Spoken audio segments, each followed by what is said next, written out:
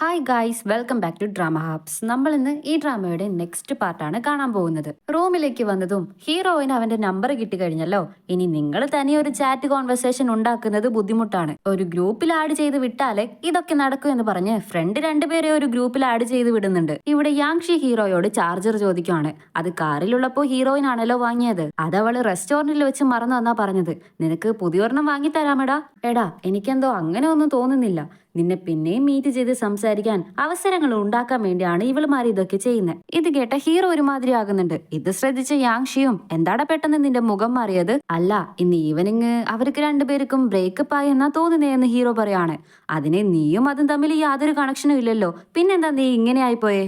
അങ്ങനെ അല്ലടാ എന്ന് പറഞ്ഞിട്ട് അവൻ നടന്ന കാര്യങ്ങളൊക്കെ ഓർത്തു നോക്കുന്നുണ്ട്. അവള് ഫസ്റ്റ് ടൈം ഫുഡ് കഴിക്കാൻ വിളിച്ചപ്പോ ഞാൻ കൂടെ പോയത്, അവള് സാഡായി എന്ന് തോന്നിയപ്പോ നിന്റെ വിഷമങ്ങൾ എന്നോട് പറയാമെന്ന് സപ്പോർട്ട് ചെയ്തത്, പിന്നെ അവള് വീചാറ്റിൽ ആഡ് ചെയ്യുമോ എന്ന് ചോദിച്ചപ്പോ നോ പറയാതെ പെട്ടെന്ന് തന്നെ ആഡ് ചെയ്തത്.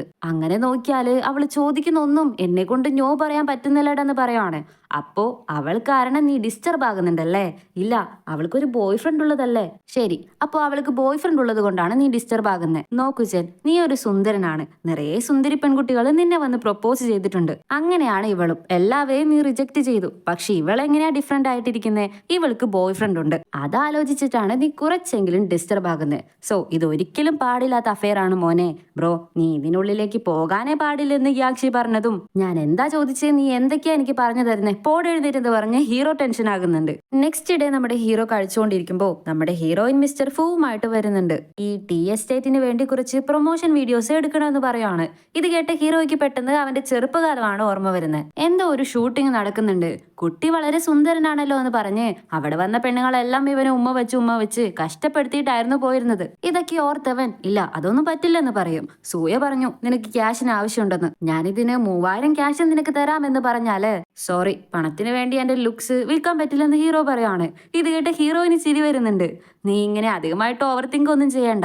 ഇവരുടെ ടീ എസ്റ്റേറ്റിന്റെ പ്രൊമോഷന് വേണ്ടി അത് വീഡിയോ എടുക്കാൻ വേണ്ടി നിന്റെ ക്യാമറ എക്യുപ്മെന്റ്സ് മാത്രമാണ് അവർ ചോദിച്ചത്. അപ്പോഴാണ് ഹീറോയ്ക്ക് മനസ്സിലാകുന്നത് അവന് ഭയങ്കരമായിട്ട് അപമാനമാകുന്നുണ്ട്. നീ എന്തിനാ ഇങ്ങനെയൊക്കെ ചെയ്യുന്നതെന്ന് ചോദിച്ചാല് നിനക്ക് സമ്പാദിക്കണം, പണം വേണമെന്ന് പറഞ്ഞില്ലേ, ഒരു ഹെൽപ്പ് ചെയ്യണമെന്നേ ഞാനും വിചാരിച്ചോളൂ എന്ന് പറയാണ്. ശരിയെന്ന് ഹീറോയും പോകുന്നുണ്ട്. അവന്റെ കയ്യിലുള്ള ഡ്രോൺസ് ഉപയോഗിച്ച് ടീ എസ്റ്റേറ്റ് ഭംഗിയായിട്ട് അവൻ ഷൂട്ട് ചെയ്യുന്നുണ്ട്. ഹീറോയിനെയും ഫ്രണ്ടിനെയും ആണ് മോഡൽസ് ആയിട്ട് അവൻ നിർത്തിയിരിക്കുന്നത്. ഇത് മിസ്റ്റർ ഫൂവിന്റെ ഐഡിയ അല്ല, നമ്മുടെ ഹീറോയുടെ ഐഡിയ തന്നെയാണ്.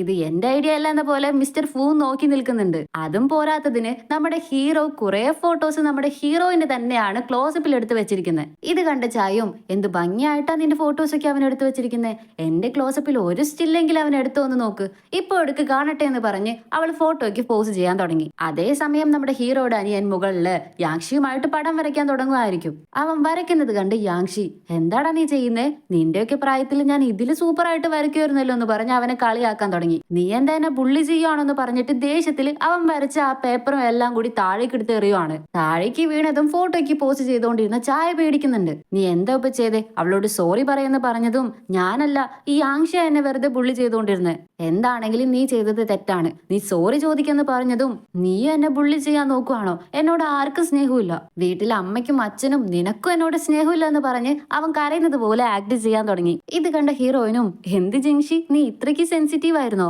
ഞാൻ വിചാരിച്ചു നീ ഭയങ്കര സ്ട്രോങ് ആയിട്ടുള്ള കുട്ടിയാണെന്നാ.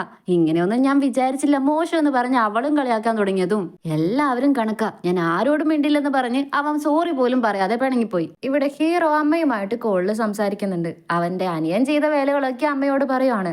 എന്തായിരുന്നാലും അത് നിന്റെ അനിയനല്ലേ, നീയല്ലേ നോക്കേണ്ടത്. ഞാനിവിടെ ഒരിക്കലും തീരാത്ത അത്രയും തിരക്കിലാണുള്ളത്. ഇങ്ങനെ ചെറിയ കാര്യങ്ങളൊക്കെ പറഞ്ഞ് എന്നെ ടെൻഷൻ ആക്കല്ലേ, ഇതൊക്കെ നിനക്ക് മാനേജ് ചെയ്യാൻ പറ്റുന്നതല്ലേ എന്ന് പറഞ്ഞ് അമ്മ അവനെ ചീത്ത പറയുവാണ്. ഇത് കറക്റ്റ് ആയിട്ട് ഹീറോയിനും കേട്ടുകൊണ്ട് വരുന്നുണ്ട്. ഹീറോയിനെ കണ്ട ഹീറോയും ഒരാൾക്ക് ചീത്ത കിട്ടുന്നത് കേൾക്കാൻ നിനക്ക് അത്രയ്ക്ക് ഇഷ്ടമാണോ എന്ന് ചോദിക്കും. ഇല്ലെന്ന് അവളും പറയും. അത് ശരിയാ, ഇത് നീ ആദ്യത്തെ തവണയൊന്നല്ലല്ലോ കേൾക്കുന്നേ. ഹീറോയിന് അടുത്ത് വന്നിരുന്നതും അവൻ നീങ്ങിയിരിക്കുന്നുണ്ട്. അപ്പൊ ഒരു നല്ല കാറ്റ് വീശിയതും മരത്തിന് മുകളിലുള്ള പൂവുകളെല്ലാം ഭംഗിയായിട്ട് കൊഴിഞ്ഞു വീഴാൻ തുടങ്ങി. ഹീറോയുടെ തലയിൽ വീഴുന്ന പൂക്കളൊക്കെ അവള് ജസ്റ്റ് തട്ടിക്കളയാനൊക്കെ നോക്കുന്നുണ്ട്. ആക്ച്വലി ചെൻ, നിന്നെ കാണുമ്പോൾ എനിക്ക് നന്നായിട്ട് അസൂയ തോന്നാറുണ്ട്. നിന്റെ അമ്മയുടെ അടുത്ത് നിന്ന് എനിക്ക് എപ്പോഴും വഴക്ക് കേൾക്കുന്നുണ്ടല്ലോ. എന്റെ അമ്മയും അങ്ങനെ തന്നെയാ, സോഫ്റ്റ് ആയിട്ട് സംസാരിക്കത്തേ ഇല്ല, എപ്പോഴും വഴക്ക് പറഞ്ഞുകൊണ്ടേയിരിക്കും. പക്ഷെ അവരുടെ സ്നേഹം മൊത്തമുള്ളത് ആ വഴക്ക് പറച്ചിലാണല്ലോ. അത് ഞാൻ പിന്നീടാണ് മനസ്സിലാക്കിയതെന്ന് അവള് വളരെ വളരെ ഫീൽ ആയിട്ട് പറയാണ്. ഇത് കേട്ട ഹീറോയും എല്ലാവരും ഓരോരോ കാരണങ്ങൾക്ക് വേണ്ടിയാണ് എന്തെങ്കിലുമൊക്കെ ചെയ്യുന്നതെന്ന് പറഞ്ഞ് ഒരു ചെറിയ ഫ്ലാഷ് ബാക്ക് കാണിക്കുന്നുണ്ട്. ഹീറോ ചെറിയ കുട്ടിയായിരിക്കുമ്പോൾ അവൻ അമ്മയോട് ചോദിക്കും, മുത്തശ്ശി പറഞ്ഞു അനിയന് വരാൻ പോകുന്ന വലിയ അപകടത്തിൽ നിന്ന് രക്ഷപ്പെടുത്താൻ വേണ്ടിയാണ് എന്നെ ദത്തെടുത്ത് കൂട്ടിക്കൊണ്ട് വന്നതെന്ന്. അത് സത്യമാണോ എന്ന് ചോദിച്ചാല് സത്യമാണോ കള്ളമാണോ അതിപ്പോ ഇമ്പോർട്ടന്റ് അല്ല, നിനക്ക് എന്റെ കൂടെ അവസാനം വരെ ഇരിക്കണോന്നല്ല ആഗ്രഹം. സോ അപ്പൊ നീ മുത്തശ്ശി പറയുന്നതും അച്ഛൻ പറയുന്നതും കേൾക്കണമെന്ന് പോലെ അമ്മ പറഞ്ഞിട്ടുണ്ടായിരുന്നു. അതേപോലെ ഓരോ എക്സ്ചേഞ്ചിനും ഓരോ കണ്ടീഷൻസ് ഉണ്ട്. അത് എതിർത്ത് നമ്മൾ എന്തെങ്കിലും ചെയ്താല് നമ്മളെ വേണ്ടെന്ന് വരെ വെക്കാൻ സാധ്യതയുണ്ടെന്ന് വേറൊരു ഫ്ലാഷ് ബാക്കും കൂടി കാണിക്കുന്നുണ്ട്. ഹീറോയുടെ അച്ഛൻ ഫ്രണ്ട്സ് ആൻഡ് ഫാമിലി ആയിട്ട് ഡിന്നർ കഴിച്ചുകൊണ്ടിരിക്കുമ്പോ ഒരു ഫ്രണ്ട്, നിന്നെ കാണുമ്പോ എനിക്ക് അസൂയ തോന്നുന്നുണ്ടടാ, എന്ത് ഭംഗിയായിട്ടാ നിന്റെ മോനെ നീ വളർത്തിയിരിക്കുന്നേ. എനിക്കും ഒരു മകനുണ്ട്, അവനും ചെന്നിനെ പോലെ ആകണമെന്നാ എന്റെ ആഗ്രഹം. ചെന്നൈ ഗ്രാജുവേറ്റ് ആയാല് നിങ്ങൾ സക്സസ് ആയി എന്ന് അവര് പറയാണ്. ഞാൻ അബ്രോഡിൽ നിന്ന് തിരികെ വരുന്ന കാര്യം എനിക്ക് അറിയില്ല, എനിക്ക് മാനേജ്മെന്റിനെ കുറിച്ച് യാതൊരു ഐഡിയയും ഇല്ല. എന്റെ അച്ഛന് പ്രശ്നങ്ങൾ തരാൻ വേണ്ടി ഞാൻ തീർച്ചയായിട്ടും അബ്രോഡിൽ നിന്ന് തിരികെ വരാൻ പോകുന്നില്ലെന്ന് അവൻ പറഞ്ഞതും ഇത് കേട്ടോ അച്ഛൻ ഒരുമാതിരി ആകുന്നുണ്ട്. ഇപ്പൊ വരാമെന്ന് പറഞ്ഞ് അവർ എഴുന്നേറ്റ് പോവുകയാണ്. പിന്നീട് ഹീറോയെ കാണുമ്പോ, എനിക്ക് നീ പ്രശ്നങ്ങൾ തരുന്നെന്നോ, നീ എന്താ പറഞ്ഞു വരുന്നതെന്ന് ചോദിക്കും. അബ്രോഡിൽ പോയി പഠിക്കുന്നത് എത്ര കുട്ടികളുടെ സ്വപ്നങ്ങളാണെന്നറിയോ, അതെല്ലാം നിനക്ക് കിട്ടുന്നുണ്ട്. നിന്റെ ലക്ക് കാരണമാണ് ഇത്രയും നല്ലൊരു ജീവിതം നീ ജീവിക്കുന്നത്, ഒന്നും മറക്കരുതെന്ന് പറഞ്ഞതും അതെ ഞാൻ ലക്കിയാണ്, ആ ലക്ക് നിങ്ങൾ എനിക്ക് തന്നതാണ്. താങ്ക്സ് അച്ഛ, താങ്ക്സ് അമ്മേ. അഫ്കോഴ്സ് ഞാൻ എന്റെ അനിയനോടും താങ്ക്സ് പറയണം, അവൻ ഇല്ലായിരുന്നെങ്കിൽ എനിക്ക് ഇതൊക്കെ കിട്ടാനേ പോകുന്നില്ലായിരുന്നു. അമ്മയും രണ്ടുപേരോടും മിണ്ടാതിരിക്കുന്ന സമാധാനമാക്കാനായിട്ട് നോക്കുന്നുണ്ട്. നിനക്ക് ഇപ്പോ എല്ലാ കാര്യങ്ങളും അറിയാം, എന്ത് ചെയ്യണം ചെയ്യണ്ട എന്ന്. സോറി അച്ഛാ, മൊത്തത്തില് എനിക്ക് നിങ്ങൾക്ക് റീപേ ചെയ്യാൻ പറ്റത്തില്ല, പക്ഷെ എനിക്ക് ഗ്യാരണ്ടി തരാൻ പറ്റും, നിങ്ങളാണ് എന്നെ വളർത്തിയത്, അതുകൊണ്ട് പേടിക്കേ വേണ്ട. നിങ്ങൾ വയസ്സാകുമ്പോ ഞാൻ നിങ്ങളെ നല്ലപോലെ നോക്കിക്കോളാം എന്ന് പറഞ്ഞതും ദേഷ്യത്തില് അച്ഛൻ അവന്റെ മുഖത്തടിക്കുന്നുണ്ട്. എത്രയൊക്കെ അച്ഛൻ അവനെ വളർത്തിയെന്ന് പറഞ്ഞാലും ഒരു തുള്ളി സ്നേഹം പോലും അവന്റെ മേലെ കാട്ടിയിരുന്നില്ല. പക്ഷെ എല്ലാത്തിനേക്കാളും അവൻ അത് തന്നെയായിരുന്നു വേണ്ടത്. സോ അൺകണ്ടീഷണൽ ആയിട്ടുള്ള ലവ് കിട്ടുന്നത് അത്രയും ഭാഗ്യമാണെന്ന പോലെ ഹീറോ ഫീൽ ചെയ്യുകയാണ്. ഇതൊക്കെ കേട്ടിരുന്ന ഹീറോയിനും, എന്നാ വാ എഴുന്നേക്ക്, എന്റെ ഫ്രണ്ടിനെ ഞാൻ പരിചയപ്പെടുത്തി തരാമെന്ന് പറഞ്ഞ് അവൾ കൂട്ടിക്കൊണ്ടു പോകുന്നുണ്ട്. അവിടെ ഉള്ളത് അവളുടെ ഒരു ബൈക്കാണ്. ഹെൽമെറ്റ് എടുത്ത് കൈ കൊടുത്തിട്ട് വാ കേറെന്ന് പറയും. രണ്ടുപേരും വളരെ ജോളിയായിട്ട് ബൈക്കിൽ പോയിക്കൊണ്ടിരിക്കുകയാണ്. വളരെ സ്പീഡിൽ പോയതുകൊണ്ട് അവൻ ടാങ്കിലൊക്കെ ഇറക്കി പിടിച്ചിട്ടുണ്ട്. കുറച്ച് ഡൗൺ ആയിട്ടിരിക്കുമ്പോൾ ഇങ്ങനെയൊക്കെ റൈഡിന് പോകുന്നത് വളരെ ആശ്വാസം അല്ലേ?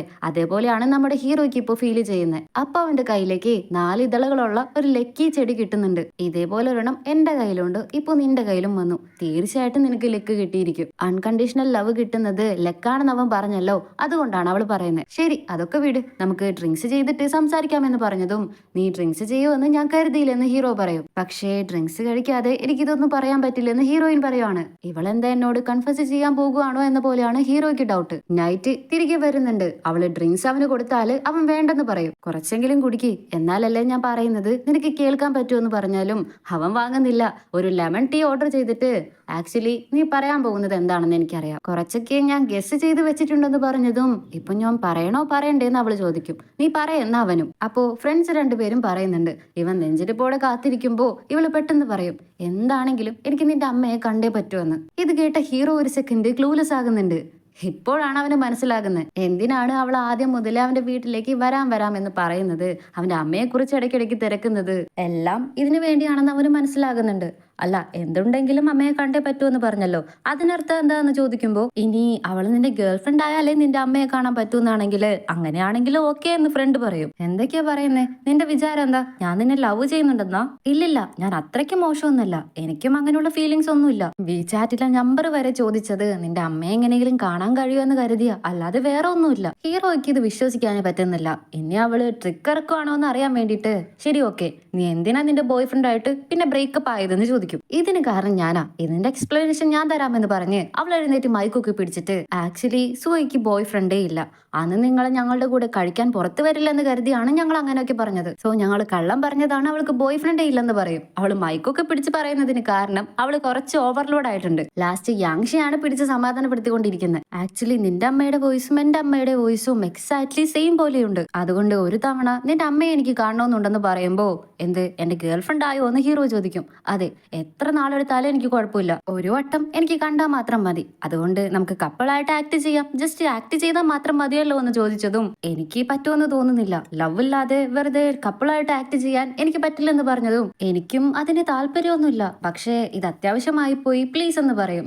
അപ്പോഴേക്കും നമ്മുടെ ചായ അടിച്ചാകെ പൂസായിട്ടുണ്ട്. ഇവള് കുറച്ച് ഓവർ ആയിട്ടുണ്ട്, ഞങ്ങൾ പോകുന്നു എന്ന് പറഞ്ഞിട്ട് ഹീറോയിനെ അവളെ കൂട്ടിക്കൊണ്ടുപോയി. റൂമിലേക്ക് വന്ന ഹീറോയെ നമ്മുടെ ഫ്രണ്ട് കുടഞ്ഞുകൊണ്ടിരിക്കുകയാണ്. യാങ്ഷിക്ക് ചിരി നിർത്താനേ പറ്റുന്നില്ല. സ്കൂളിൽ എത്ര പെൺകുട്ടിയെ നീ റിജക്ട് ചെയ്തിരിക്കുന്നു, ഇപ്പൊ ഇവളെ നോക്ക്. അതും പോരാത്തതിന് അവള് പറയുന്നത് കാര്യങ്ങളൊന്നും നിനക്ക് നോ പറയാൻ പറ്റുന്നില്ല. അത്ര ഇപ്പൊ നിനക്ക് നല്ല പോലെ ഫീൽ ആകുന്നുണ്ടോടാ എന്ന് ചോദിച്ചാല്, നീ ഇപ്പൊ കുളിക്കാൻ പോകുന്നുണ്ടോ അതോ ഞാൻ നിന്നെ ചവിട്ടി പുറത്താക്കണോ എന്ന് ചോദിച്ചാല്, വേണ്ട വേണ്ട ഞാൻ പൊക്കോളാന്ന് പറഞ്ഞ് അവൻ പോകുന്ന വഴിയൊക്കെ ഇവനെ കളിയാക്കി നോക്കി ചിരിച്ചിട്ടേ പോകുന്നുണ്ട്. ഇപ്പൊ ഹീറോയ്ക്ക് ഭയങ്കര അപമാനമായി പോയിട്ടുണ്ടല്ലോ. ഞാൻ എന്താ അവളുടെ അടുത്ത് നിന്ന് എക്സ്പെക്ട് ചെയ്യുന്നതെന്ന് അവൻ ഒരുമാതിരി ഫീൽ ആകുന്നുണ്ട്. ഇപ്പൊ നെക്സ്റ്റ് ഡേ ചായ ആണ് കുട്ടികൾക്ക് മോഡലായിട്ട് ഇരിക്കുന്നത്. കൊതുകിന്റെ കാടിയൊക്കെ കൊണ്ട് അവള് സ്മൈല് ചെയ്തിട്ടേ പോസ് കൊടുത്തിരിക്കുവാണ്. പെട്ടെന്ന് സിയോ എന്ന് പറഞ്ഞ ആരുടെ കോള് വന്നതും അവളുടെ മുഖം മാറുന്നുണ്ട്. പിള്ളേരുടെ മുമ്പിൽ വെച്ച് ഇത് കാട്ടാൻ പറ്റാത്തത് കൊണ്ട് അവൾ പെട്ടെന്ന് എഴുന്നേറ്റ് പോകുവാണ്. ഇവിടെ നമ്മുടെ ഹീറോ എടുത്തു വെച്ച വീഡിയോ മിസ്റ്റർ ഫൂയെ കാണിച്ചു കൊടുക്കുന്നുണ്ട്. എത്രയും പെട്ടെന്ന് അത് എഡിറ്റ് ചെയ്ത് തരാമെന്ന് പറഞ്ഞു പോകാൻ നിൽക്കുമ്പോ മിസ്റ്റർ ഫൂ അവനെ വിളിച്ച്, ഇരിക്കി ഈ ചായ കുടിക്ക് എന്ന് പറഞ്ഞു കൊടുത്തിട്ട്, നീയാണോ മൂത്തത് അതോ അവളാണോ മൂത്തത് എന്ന് ചോദിക്കും. ഞങ്ങൾ രണ്ടുപേരും സെയിം ഏജ് ആണ്. അല്ലല്ല, അവള് നവംബർ ആണ്, നീ ജൂലൈ ആണ്. അങ്ങനെ നോക്കിയാൽ നീ അവളെ ചേച്ചി എന്നാ വിളിക്കണ്ടേന്ന് പറഞ്ഞതും പെട്ടെന്ന് ചുമ വന്നതും ചായ അവന്റെ തലയിൽ കയറുന്നുണ്ട്. ഹീറോ അടുത്ത് തന്നെ അബ്രോഡിലേക്ക് പോകുവാണ്. ഇങ്ങനെ ഫോട്ടോഗ്രാഫി ഹോബിക്ക് വേണ്ടിയാണ് ചെയ്യുന്നതെന്ന് പറഞ്ഞതും, എന്തിനാ എല്ലാവരും അബ്രോഡിലേക്ക് പോകുന്നേ, നമ്മുടെ കൺട്രിയിലും എന്തോരോ അവസരങ്ങളാ ഉള്ളതെന്ന് പറയുമ്പോൾ കറക്റ്റ് ആയിട്ട് ഹീറോയിൻ വരുന്നുണ്ട്. നീ കറക്റ്റ് ടൈമിലാ വന്നിരിക്കുന്ന സൂയ, അവന് പറഞ്ഞു കൊടുക്കും നമ്മുടെ കൺട്രിയെ പറ്റി. അങ്കിൾ, ഓരോരുത്തർക്ക് ഇഷ്ടപ്പെട്ടതല്ലേ അവര് ചെയ്യൂ, നമ്മൾ ഫോഴ്സ് ചെയ്യാൻ പാടില്ല അല്ലേ ജൻ എന്ന് ചോദിച്ചതും ഹീറോ ലാപ്ടോപ്പും എല്ലാം എടുത്തിട്ട് വേഗത്തിൽ അവിടെ നിന്ന് ഓടിക്കളയാണ്. അവൻ അവളെ ഫേസ് ചെയ്യാനേ പറ്റുന്നില്ല. അവനൊരു മാതിരിയായിട്ട് ഫീൽ ആകുന്നുണ്ട്. കറക്റ്റ് ടൈമിൽ അനിയൻ കോള് ചെയ്ത് ഡ്രോയിങ് ചെയ്യണമെന്ന് പറഞ്ഞ് കൂട്ടിക്കൊണ്ട് വന്നിട്ട് ഇപ്പൊ ടീച്ചറും ഇല്ല മോഡലും ഇല്ല. ഇതിനു വേണ്ടിയാണോ ഞാൻ നിനക്ക് ക്യാഷ് തന്നതെന്ന് പറഞ്ഞ് അവൻ ചൂടാകുന്നുണ്ട്. ഉടനെ തന്നെ ഹീറോയും, എന്നാ നീ പാക്ക് ചെയ്തോ, ഇപ്പൊ തന്നെ നമുക്ക് തിരിച്ചു പോകാന്ന് പറഞ്ഞിട്ട് കോള് കട്ട് ചെയ്ത് കളയും. അവൻ മുകളിൽ നിൽക്കുമ്പോൾ താഴെ കൂടി നമ്മുടെ മിസ്റ്റർ ഫൂയും ഹീറോയിനും വരുന്നുണ്ട്. ഞങ്ങൾ നല്ല രീതിയിൽ സംസാരിച്ചുകൊണ്ടിരിക്കുവായിരുന്നു, നീ വന്നതാണ് അവൻ എഴുന്നേറ്റ് ഓടിയത്. അങ്ങനെയാണെങ്കിൽ അവന് നിന്നെ ഇഷ്ടമല്ലേ എന്ന് ചോദിച്ചാല്, ഇല്ലില്ല അങ്ങനെയൊന്നുമില്ല, അവൻ അത്യാവശ്യമായിട്ട് എന്തെങ്കിലും ജോലി വന്നിട്ടുണ്ടാകും. അവൻ എത്ര നന്നായിട്ട് അവന്റെ ക്യാമറ യൂസ് ചെയ്ത് ഷൂട്ട് ചെയ്യുന്നേ, ഇതേപോലെ അവന്റെ അടുത്ത് നിന്ന് നീ കുറെ കാര്യങ്ങൾ പഠിക്കാനുണ്ടെന്ന് പറഞ്ഞതും, അങ്കിൾ അവനെ റെക്കമെൻഡ് ചെയ്തതേ ഞാനല്ലേ, അപ്പൊ അവന്റെ ഇത്ര അമേസിംഗ് ആയിട്ടുള്ള വർക്കിന് കുറച്ച് കാശും കൂടി കൂടുതൽ കൊടുക്കേണ്ടതല്ലേ എന്ന് ചോദിക്കും. ഇതെല്ലാം മുകളിലിരുന്ന് നമ്മുടെ ഹീറോ കേൾക്കുന്നുണ്ട്.